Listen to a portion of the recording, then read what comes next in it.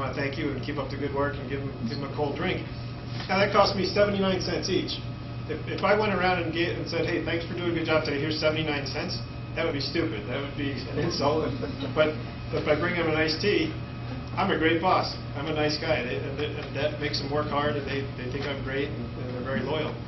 Another thing I do is I could probably, this is between us, I could probably afford to pay most of my employees another $1,000 or $2,000 a year, but rather than do that, I take them or send them on a real nice trip each year. That's what my British Columbia ski trip was. A couple weeks ago, I took 5 guys from the shop skiing at Whistler for a week, and they had a great time, and all they know is, wow, I work in a place where my boss takes me skiing in British Columbia, and so, so the other 51 weeks, they're going to work really hard. Number 5, this is very simple.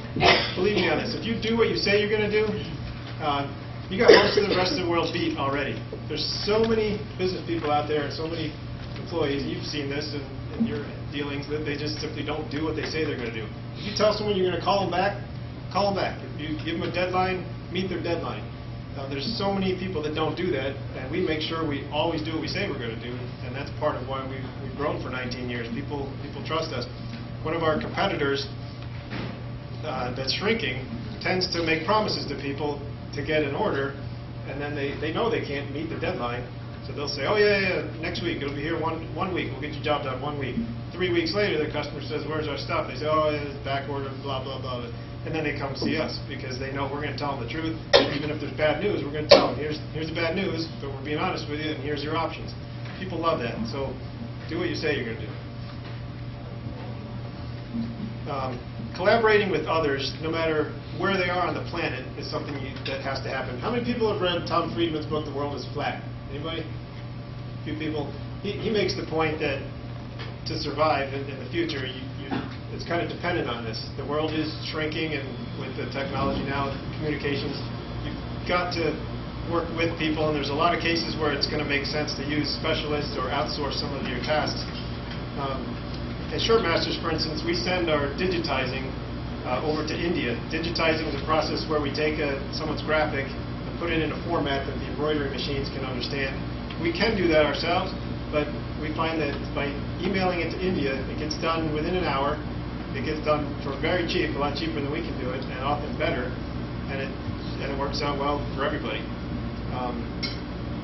Also, some jobs, we'll take short jobs that are, for some complicated reasons, jobs that we can't print in-house, but we'll take the job and then send it to another company an hour away that's set up for that specific kind of printing. So we'll make money on the job just by being a middleman. Our customer never knows the difference, but I have no problem using someone else to do some work. So it's a good idea to find places that you can do that, use other people's expertise to your advantage. Building and maintaining relationships with vendors and customers is pretty key. Now with vendors, it's pretty obvious. Pay your bills on time, get to know the reps, treat them like partners. It really pays off. And same thing with our customers. Each transaction that we have, that you have, should be not a battle to be won, but it should help cement your relationship. Our top customers get Christmas presents, they get sporting tickets, taking golfing.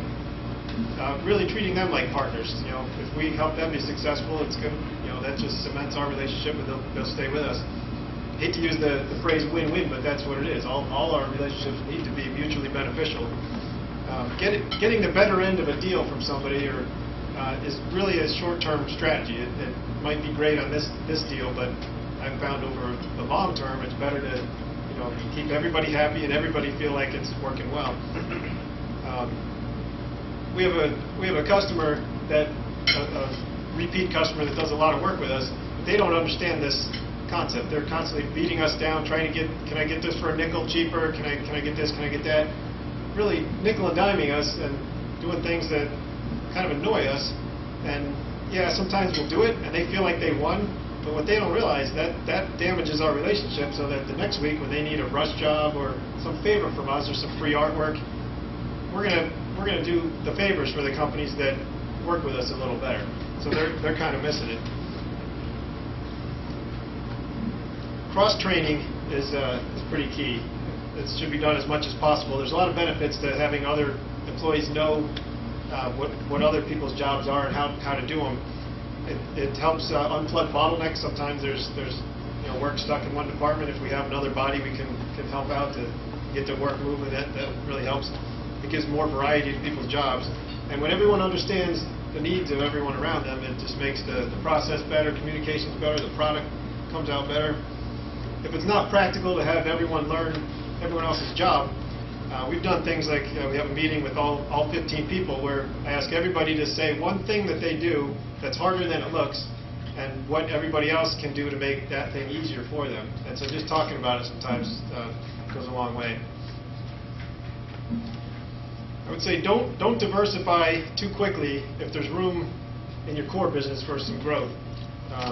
There's probably someone out there doing what you're thinking about doing better. For instance, I've been tempted over the years to get into making signs, because a lot of our customers need shirts for their business and also signs for their vehicles.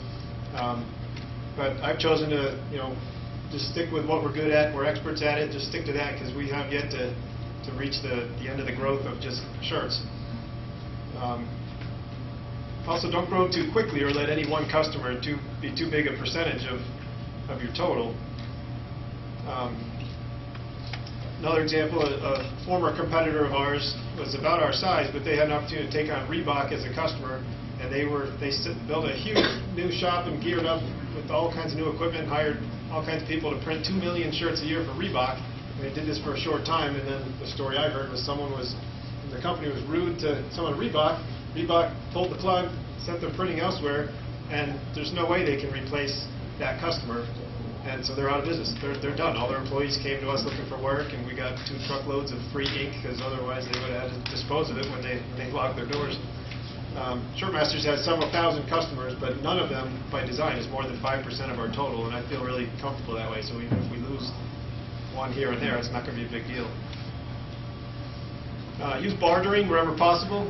This is easy for me because my product has kind of an ungodly markup to it, but I've been able to trade for a lot of things like ski lift tickets, greens fees, restaurant meals, landscaping, lawn maintenance, larger things like chiropractic care, hot air balloon rides. I got my pilot's license at Plane Rentals on trade. I got a brand new 23-foot Larson ski boat on trade. A lot of resort vacations that we trade for. Trading really lets us have things that we probably wouldn't pay cash for, but it works out really well. Now this one, not everyone, the professor may or may not agree with me on this, but I would say don't focus too much on your grades while you're here. Most employers are going to be more interested in what you did while you're here. What leadership roles did you play? What did you really do? The exception to this would be, of course, if you're going on to a top grad school, then your grades are very important. But I got my job at Gunstock primarily because I had experience at the ropes course here, and I managed a little ski area here for 3 years. So I did something, and that was, never once did they care what my GPA was. And of course, if you're working for yourself, your grades don't matter either. I would submit that, while you're here, learn everything you can. Don't worry about the grades, but certainly soak up all the knowledge and wisdom from the professors. They've got a lot of good things to teach. Learn what you're interested in and take it with you, but don't focus on the grades.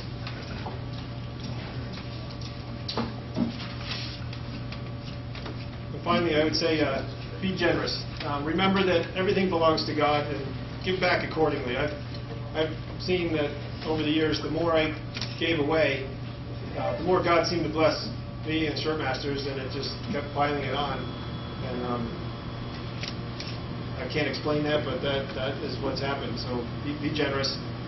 Make every decision or interaction that you have as if Jesus was standing right there, and you can't go wrong with that.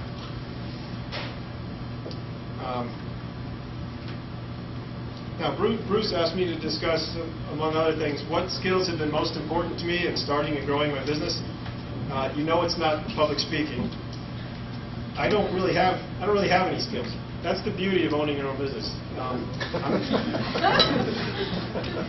You just have to go out and do it.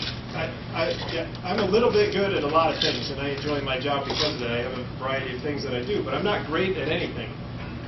But I do know where to find the information that's necessary. I would say the most important things would be persistence and common sense. I hate to admit that Donald Trump is right about anything, but he finishes